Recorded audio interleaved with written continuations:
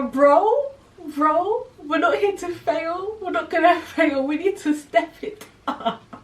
Step it up, because what is a life graduating with anything less than a 2-1 when you have no experience?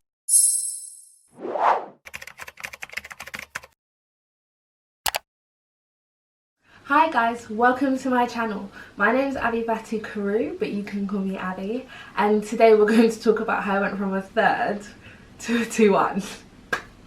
So let's get into it. Just to get into a bit more and tell you how pathetic my efforts were in my 2nd year of studies.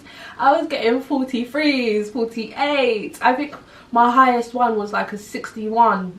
My highest grade in my 2nd year of studies, 61. Okay, no.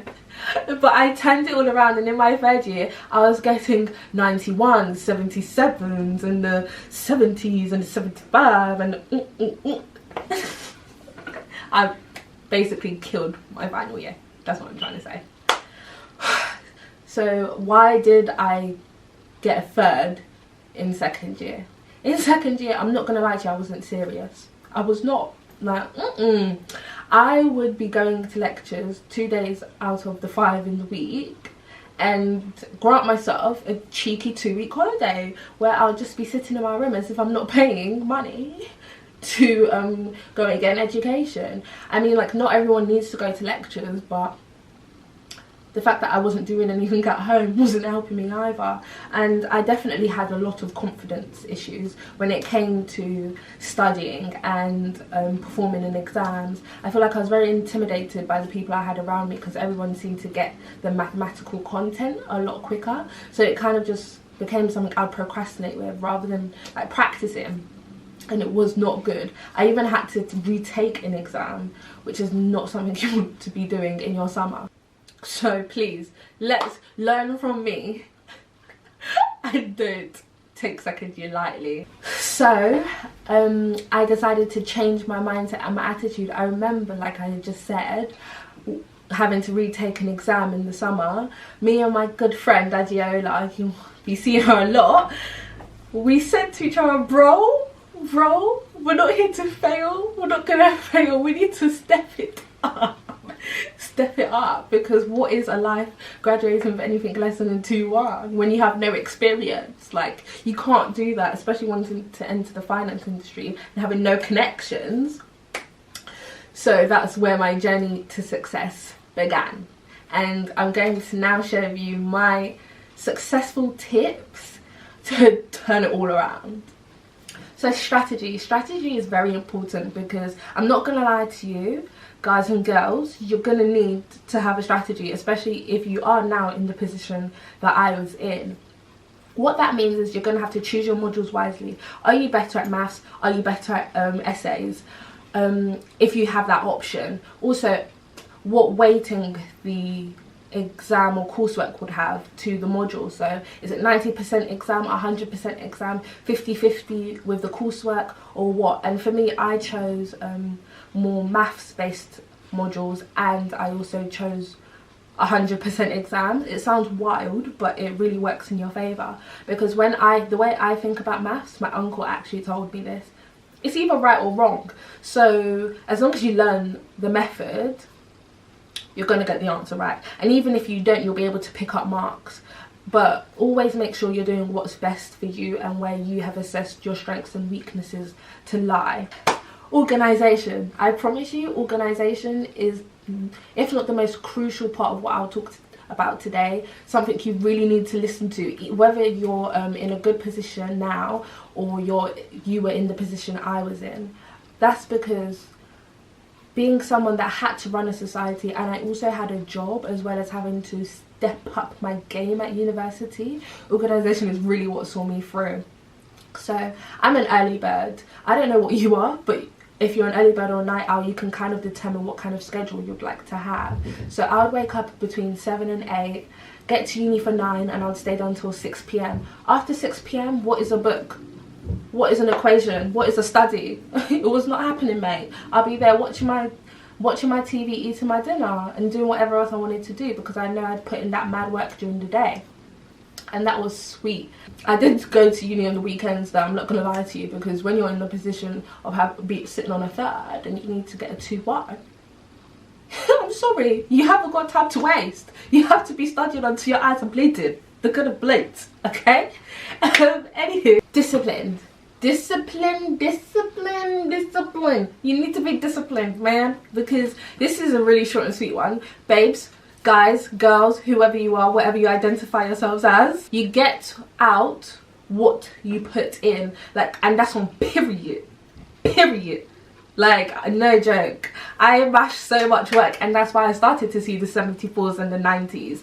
Like, that's what happens, and that only comes through discipline. Because I'm not gonna lie to you, I love a cheeky TV program, but if I said, Abby, you've not done enough work today, what am I watching? What YouTuber am I watching? I'm not gonna see no Mackay. I'm not gonna see no Patricia Bright. I'll go to bed and know that the next day I have to wake up earlier to start my work and get that completed. So yeah. Resilience. I promise you, you're going to need resilience. I faced so many challenges in my third year. As I'd mentioned before, I had a job, I had to quit it. It had to go. Because what would you prefer, 7 quid an hour, or the chance to earn 40 something K when you graduate? Like, no, you have to really do, you have to prioritize. And I also had the challenge of having to figure out, am I going to focus on my degree at this point in time, or my applications for when I graduate, in the hopes that I'll secure a graduate job? And I didn't apply to anything in third year. I feel like that really saved me a lot of time. I had a lot more time to focus on my education. Also, when I talk about resilience, it's so important for your mental health, to be in a good position, because I'm not going to lie to you, having to do this transformation and basically become this new brand new person that you've never acted like before, or you didn't act like in your second year of study, it's really wearing. It does cause a lot of wear and tear. I remember for me, I would be so happy, so hyped, and then boom, like, mental breakdown. Like, it was quite funny just because of how dramatic I am. I'm gonna cue the clip now for you. So bad. But Abby.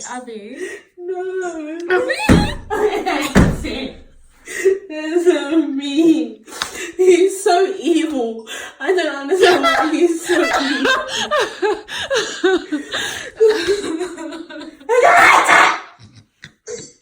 I took a course, I took a module called accounting, and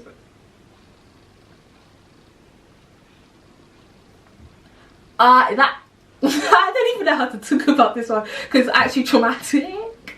It's traumatic for me.